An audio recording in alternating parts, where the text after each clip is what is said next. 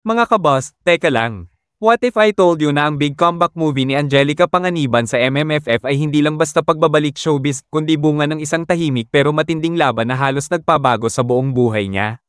And guess what? May mga revelasyon din si Zanjo Marudo tungkol sa tunay na pagbabago ni Angelica na ngayon lang niya ikinwento. So buckle up dahil ang kwento natin today is full of drama, resilience, friendship, at syempre, a little bit of showbiz chismis na hindi dapat palampasin. Body. Angelica's long-awaited comeback. With her highly anticipated big screen return through the MMFF 2025 entry on Mary, Angelica Panganiban admitted na masaya siya sa 4-year hiatus mula sa showbiz, hindi dahil napagod siya, kundi dahil sa wakas, natupad ang dream niyang magkaroon ng sariling pamilya with her non-showbiz husband Greg Homan and their daughter Amila, sabi niya. Since I got pregnant, gusto ko talagang mag-focus sa pagiging nanay. All my life, since 6 years old, nagtatrabaho na ako. So nung nabigay sa akin yung time to pause, ibinuhos ko talaga doon. And honestly, sino ba naman ang hindi? Imagine working non-stop since age 6. Di biro yun, pero habang tahimik ang kanyang showbiz life, may isa pang chapter na halos hindi nalaman ng publiko, Angelica's hidden health battle. When Amila turned 2, ready na sana si Angelica bumalik sa trabaho, pero dito pumasok ang plot twist, she was diagnosed with avascular necrosis, a rare condition that slowly destroys the bones. As in real life, not movie-level drama na hindi na siya nakakalakad, she revealed. Nag-deteriorate yung katawan ko, I was on a walker, then wheelchair. I had to go through multiple surgeries, hip decompression, hip replacement sa left and right.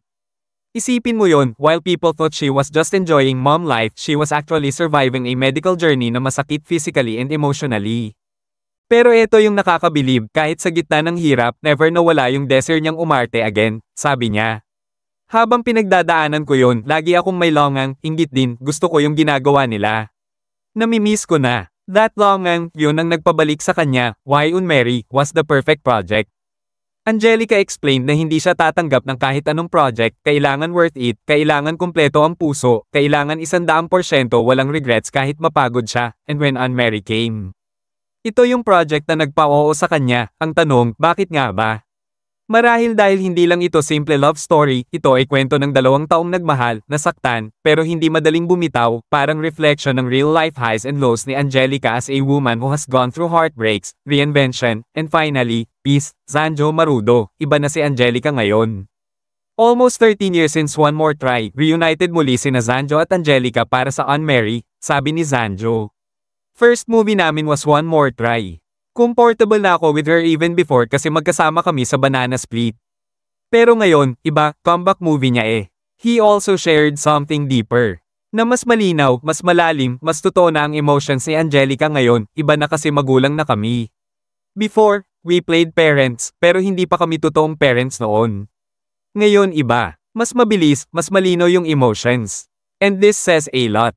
Kasi hindi lang acting ang nag-evolve, pati yung pagkatao niya. If you look back, Angelica's career is one of the longest running in showbiz. From child star, to teen comedy icon, to rom-com queen, to dramatic powerhouse, and now, comeback mom lead actress, few celebrities survived that long, but Angelica did, despite heartbreaks, controversies, and now a medical battle no one saw coming, connections.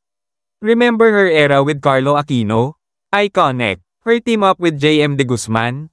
Unforgettable. Her teleseries with Piolo, Ding Dong, and even Joshua Garcia.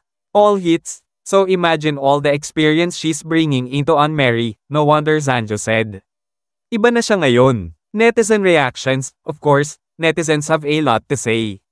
Grabe, strong woman si Angelica. Nakakaiyak yung pinagdaanan niya. Excited ako sa comeback niya, iba talaga aura niya ngayon parang fulfilled.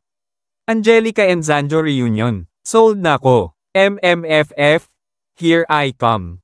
Hindi halata na dumaan siya sa health battle. Bloomang pa rin. Feeling ko best actress ulit si Angelica dito. And honestly, same energy, added celebrity tea. Mother is returning. She's stronger now. Akala ng fans joke, pero totoo pala, thought-provoking angle. But here's a deeper question, mga kaboss, bakit kaya sa showbiz, especially for women, lagi may pressure to come back strong, come back perfect, come back blooming?